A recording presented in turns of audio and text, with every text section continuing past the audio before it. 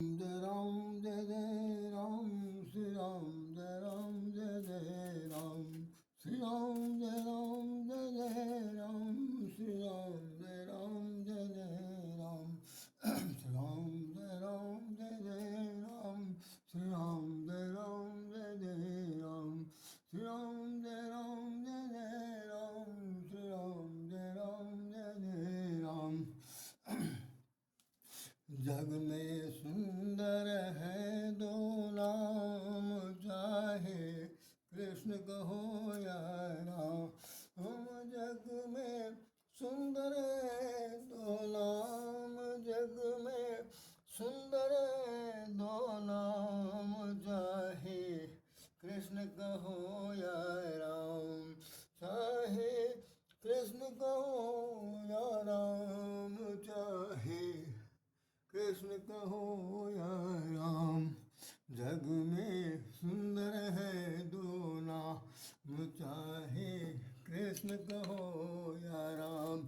चाहे कृष्ण कहो या राम।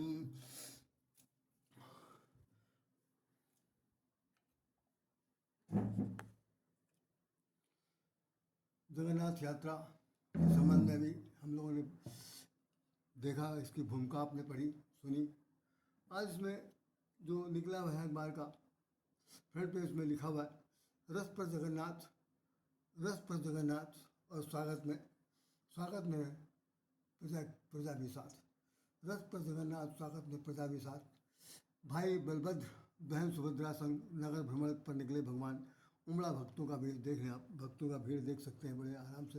ये हमारे लखनऊ शहर की है और ये जगन्नाथपुरी के, जहाँ पर जय जगन्नाथ के नारों के साथ गूंजापुरी, जगन्नाथ नारों के साथ गूंजा पूरा जो जगन्नाथपुरी का जिसका वर्णन हो रहा। यहाँ पर भी देख रहे हैं कि लोग भगवान जगन्नाथ की यात्रा निकल रही, उसमें रस्सी से रथ खींचा जा रहा।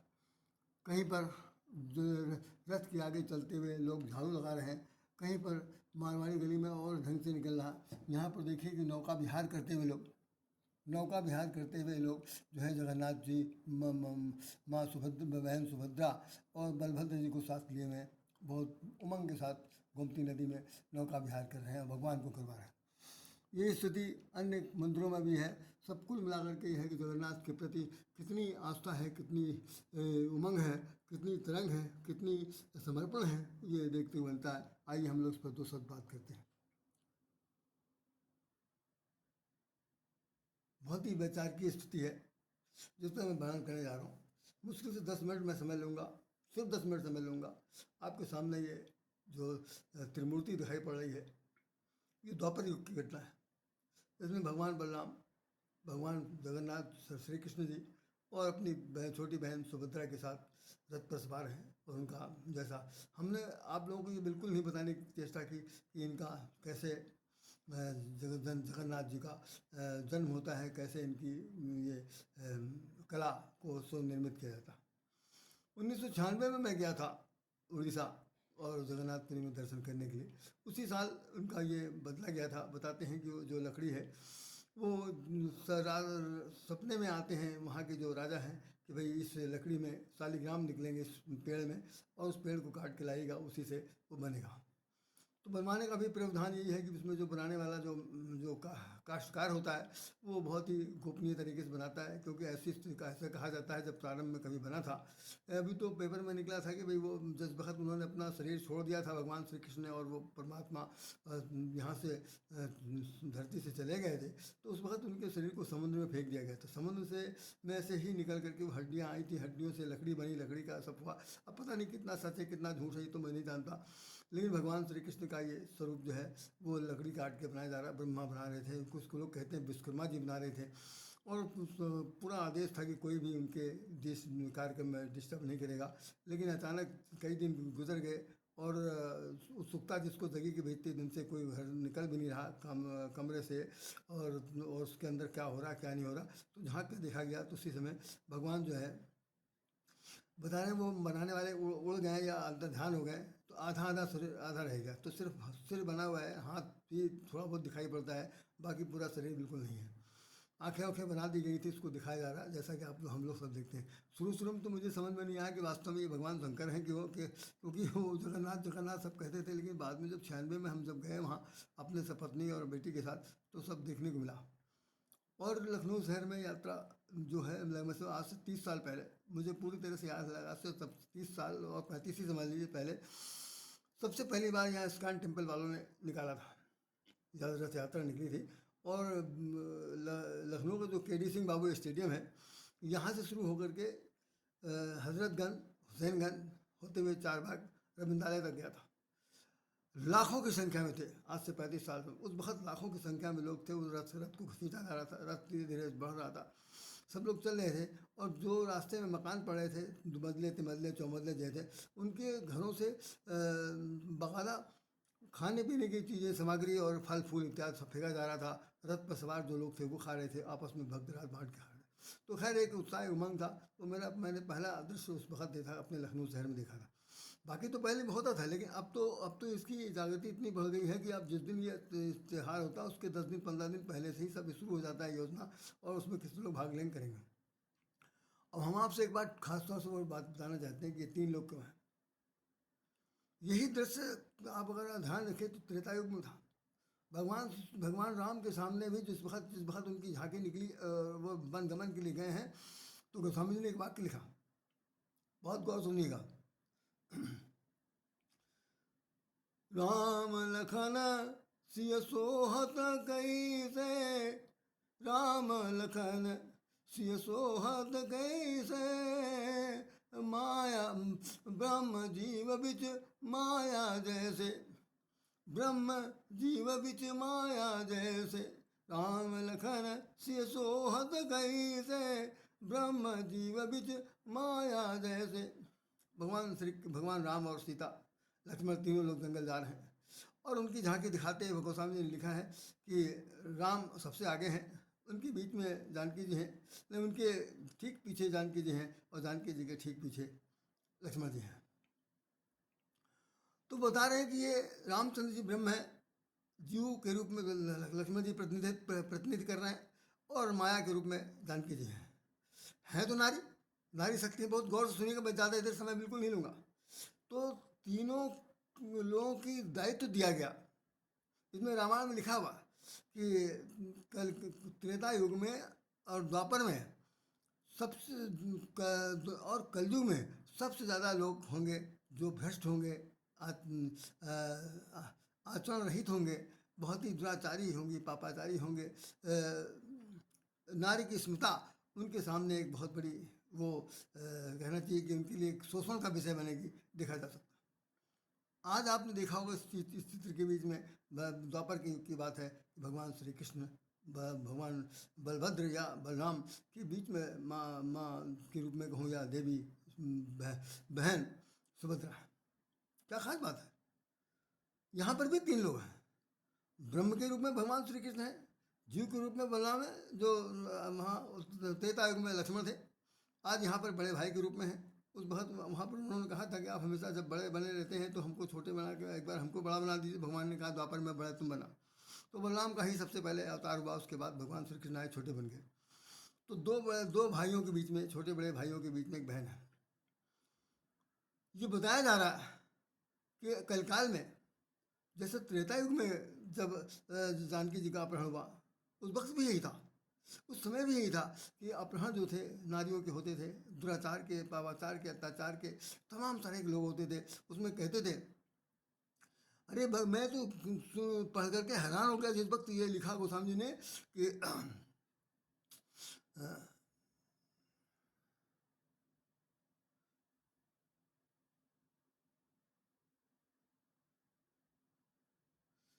राम ने कहा कि जानकी जी का रक्षा करिएगा, और मैं उसको मारीच को जो बना हुआ है कपट में उसको मारने जा रहा हूँ। तो उसमें लिखा कि बल विवेक बुद्धि विचारी, इन चारों के द्वारा तुम रक्षा करने का जो कार्यभार है उसको संभालना। ऐसी स्थिति आ सकती है, जंगल में तमाम सारे राक्षस घूम रहे हैं और वो नारी का अपहरण कर सकते हैं, कोई बात हो सकती है। उस समय यही समस्या थी, आज भी यही समस्या है, आज द्वापर में भी समस्या रही होगी और उसके बाद कलयुग आ गया है। कलयुग में भगवान ने ये सबसे बड़ा उदाहरण प्रस्तुत किया। द्वापर के बाद कलयुग आया। उन्होंने बताया है कि दो भाइयों के बीच में, दो पुरुष के बीच में अगर पत्नी पत्नी है, बेटी है, बहन है, माँ है, कोई भी है, उसकी रक्षा करने के लिए यदि उसके दाएं बाएं पुरुष प्रधान समाज होते हुए भी यदि उसकी रक्षा करने का, उसकी उसकी स्मृता को बचाए रखने के लिए तैयार नहीं होंगे तो कभी भी कुछ हो सकता है। ये रथ यात्रा तो एक उत्सव है, कुछ उमंग तरंग का वो है, तरीका है। सच्चाई यही है कि ये नारी के स्मृता को पूरी तरह से बरकरार रखने के लिए दो पुरुषों को, वो चाहे भाई बहन हो, चाहे माता पिता हो, चाहे पिता पुत्र हो, चाहे भाई भाई क्यों ना हो, जो कोई हो, उन लोगों को दायित्व सौंपा गया कि नारी जो है वो हमारे समाज की एक आभूषण है, नारी एक शक्ति है, नारी एक देवी है, नारी एक स्वरूपा है। आर्य संस्कृति में, सनातन धर्म में इसकी एक बहुत बड़ी पूजनीयता है। इसकी रक्षा करना हमारा आपका कर्तव्य है। इसलिए दोनों दाएं बाएं भगवान श्री कृष्ण बाएं हैं और दाहिने तरफ बलभद्र जी हैं, बीच में बहन सुभद्रा विराजमान। वहाँ पर बीच में जानकी जी हैं, आगे रामचंद्र जी हैं और पीछे लक्ष्मण जी हैं। तो स्थिति क्या है कि ब्रह्म का पीछा माया कर रही है और माया का पीछा जीव कर रहा है। अगर जीव जरा सा भी भटकेगा, जीव जरा सा भी मन से विचलित होगा तो निश्चित रूप से माया का अपहरण हो जाएगा, क्योंकि ब्रह्म पलट के पीछे नहीं दिख रहा। और ये एक समय ऐसी घटना आई कि लखन चले पुल दाएं बाएं। गोस्वामी जी ने लिखा कि लक्ष्मण जी ने देखा कि भाई हम अगर जानकी जी के पीछे पीछे चलेंगे तो राम से तो मुलाकात हो ही नहीं सकती। ऐसी स्थिति में उन्होंने रास्ता बदल दिया और वो भगवान के कभी दाएं कभी बाएं हो जाते थे। फिर जानकी जी ब्रह्म के पीछे चले।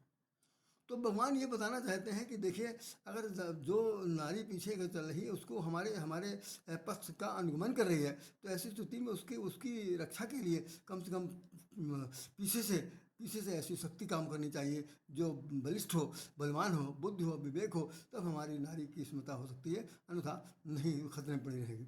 तो इसका केवल एकमात्र जो रथ यात्रा का है कि रथ यात्रा चाहे हमारे जीवन की हो, जीवन की रथ यात्रा में भी माया ब्रह्म जीव है, हम लोग जीव हैं, माया सारा संसार है और ब्रह्म के रूप में भगवान श्री कृष्ण विराजमान है। उनके हाथ में बागडोर दे दी गई, संभालो भाई, उत्थान पतन अब मेरा है, हे नाथ तुम्हारे चरणों में जीवन का मैंने सौंप दिया, सब भार तुम्हारे चरणों में, ये कहना है।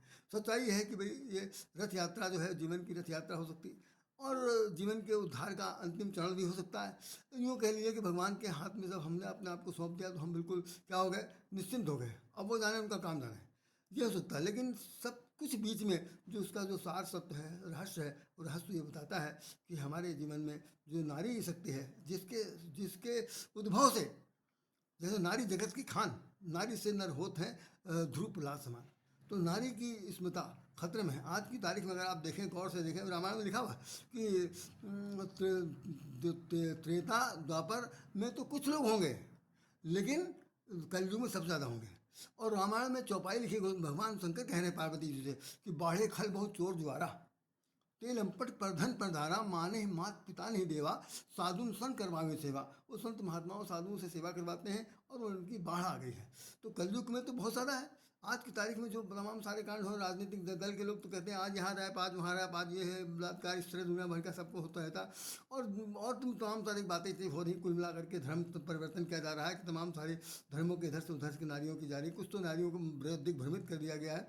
हम आप सब लोगों का बड़ा भाई दायित्व बनता है, ये सौगंध है। आज रथ है, धर्म रथ जो चल रहा, या ये जगन्नाथ की यात्रा चल रही, ये भगवान पार में परमेश्वर की यात्रा जो चल रही है, इस यात्रा में यदि हम लोग सम्मिलित हुए तो इस बात की सौगंध लें, शपथ लें कि अपने जीते जी कम से कम नारी के ऊपर आई हुई आँच को हम आँच नहीं आने देंगे। हम उसकी स्मृता को बचाए रखने के लिए तन मन धन से अपने आप को न्यौछावर कर देंगे। तब तो भारत माता हो सकती। भारत माता क्या, भारत माता का भाल उज्ज्वल, भारत माता नारी तो है।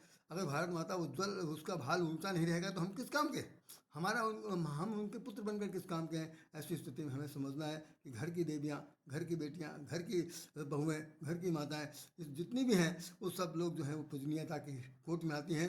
अब उनकी रक्षा करना हम सभी भाई बंधुओं का काम है, क्योंकि भाई अगर दाएँ बाएँ नहीं रहेंगे तो ये काम नहीं हो सकता। इस बात को आपको बड़े सब लोगों को गौर से समझना है, समझने के साथ साथ कृत कर्म को भी करना है। इन शब्दों के साथ राय श्याम राधे आपसे नमन करता है और विश्वास दिलाता है कि आप निश्चित रूप से इसका संकल्प लेंगे और आने वाले दिनों में कम से कम दोहराएंगे, तभी हमारे देश में जो भारतीय संस्कृति है भारतीय संस्कृति जो उच्च उच्च स्तरीयता है पूरे विश्व में, वो कम से कम अपना भाल ऊंचा करके, अपने पताका को ऊंचा करके दिखा सकती है। जिन शब्दों के साथ राधे श्याम राधे आपको हृदय से नमन करता है। जय श्री राम, जय राधे कृष्ण, जय राधे कृष्ण। जग में सुंदर है दो नाम, चाहे कृष्ण कहो या राम।